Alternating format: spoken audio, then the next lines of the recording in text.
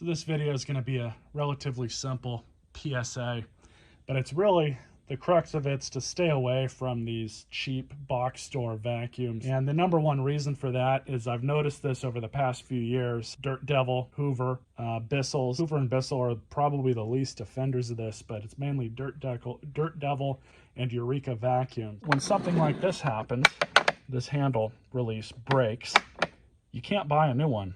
They simply just don't make it available. So either you can get a used part from eBay or maybe a vacuum store if they're a warranty center and they have a bunch of these lying around that people have brought in for repair, or you just throw away the machine and buy another one, which, given the price point, that's what the vast majority of the people who buy these probably do anyway. These can be found for under $100. Many of the Eurekas that are sold at the same price point or lower. They're meant to be disposable. You use them, the belt breaks, but most people, when the belt breaks, they just throw it away and buy a new one. Same if they clog it, of course.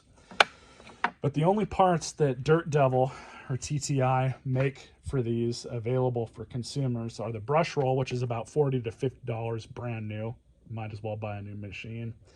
You can buy a new belt. You can buy a new filter, which, by the way, these only have the one filter inside of the dust cup. They don't filter that well at all.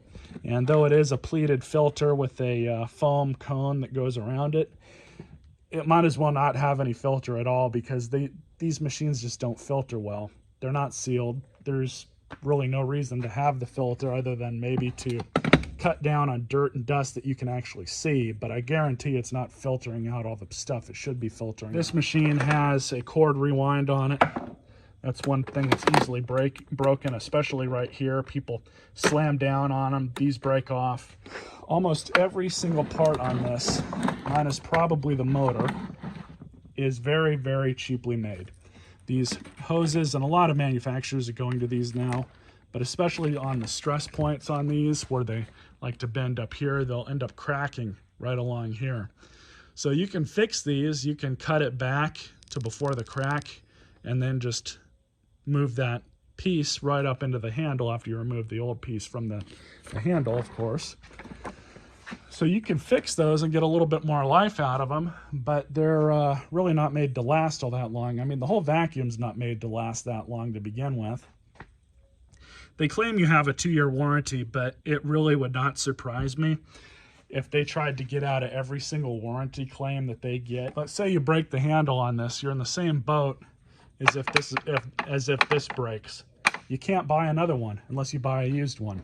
It's really unfortunate that many companies have gone this route, but they're really only selling what the consumers want. And what your average consumer wants is something that will at least act like it picks up dirt and functions like a vacuum, at least for a little while.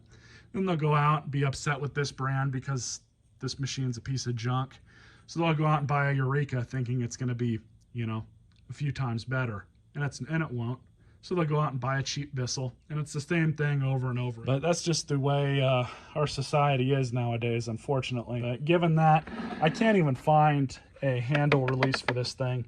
Normally with these cheap vacuums, I fix them up and I just donate them to Salvation Army or the hospice thrift store that we have in town, or I'll give them to somebody that needs them. But it's getting to the point where unless I start just collecting and amassing these cheap vacuums as a hoard, I can't even really do that anymore. I did find one of these not too long ago. I believe it was a red one, and everything on it looked fine, except for when I tipped the vacuum over because I was going to start working on it, the base had broken. I believe it had broken somewhere in here, and it was non-repairable.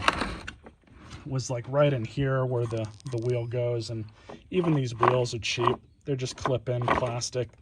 These break, which they commonly do on vacuums that's sold at this price point. They can't be replaced. Any of you who are looking for a vacuum that's better than the big four, I really recommend you go to a vacuum shop and tell them what your price range is, because generally speaking, let's say you're going to spend about $100 on one of these, maybe a little more. Chances are they have a good used vacuum that's like really high quality, that they've refurbished in store and cleaned up and desanitized, that they'll sell you for that price. I really recommend you do that. Just stay away from these junk machines, because these are made to be used for a year or two, and then you just throw them away and you're done with it, and they want you to go out and buy another one. So anyways, I hope you guys enjoyed this video. Unfortunately, we can't save all of these.